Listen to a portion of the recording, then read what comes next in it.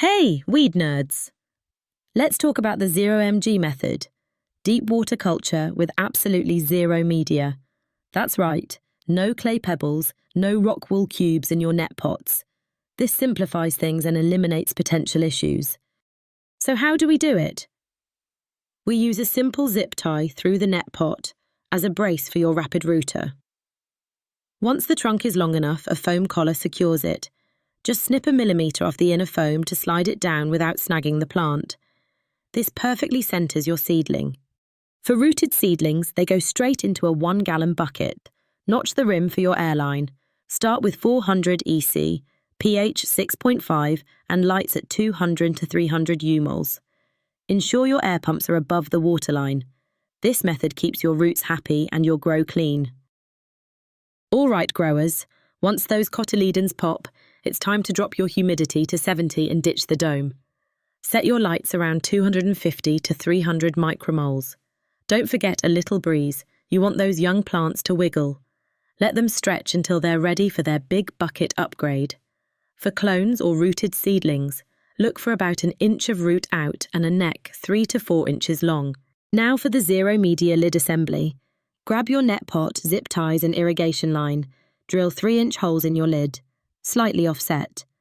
Then, make 3 tiny holes, like a peace sign, about 2 centimetres from the edge, just for your zip ties. Wrap the irrigation line around the net pot, right under the lip, cutting it 2 centimetres short. Use a Y-splitter to connect it snugly. Zip tie it on, ensuring the outie part faces the inner net pot. Get all 3 zip ties on before tightening to properly centre everything. Fast early development, your EC must rise quickly. Target a minimum of 1100 EC by the 3rd node growth. Simultaneously, ensure your lights are delivering 500 micromoles by this same 3rd node stage. To achieve a true zero media system, I've eliminated clay pellets entirely. They primarily held the rapid rooter and offered poor light blocking.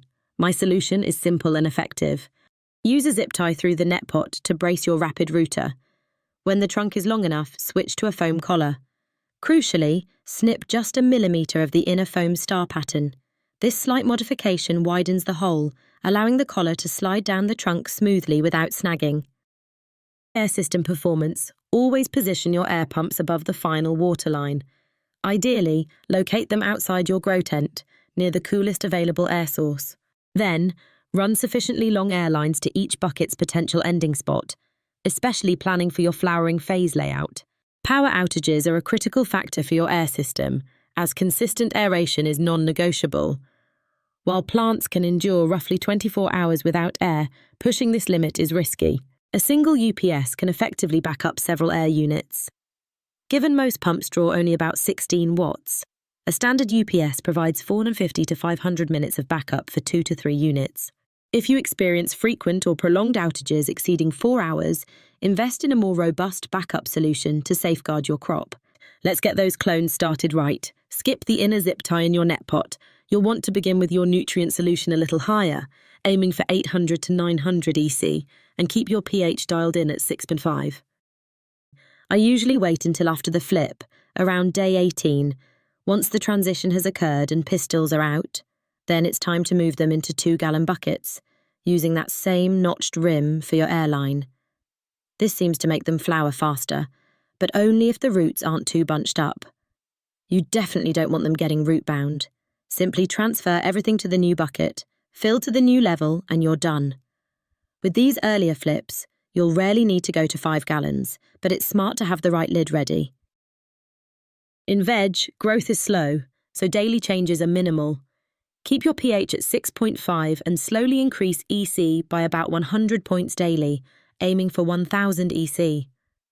Once water levels drop and EC shifts, I let them drink it down before topping off. If I top, it's just to get the EC right. Ideally, EC should be slightly lower next day, pH steady. If EC is higher, dilute it. Getting your NER dialed in takes practice, but it makes all the difference. I run 3 main stages: veg, transition, and bloom. I usually flip around day 18, then start the transition mix a few days after that. Near the end of the stretch, it's time for the bloom mix. I'm finding less is more in bloom, running bare minimums.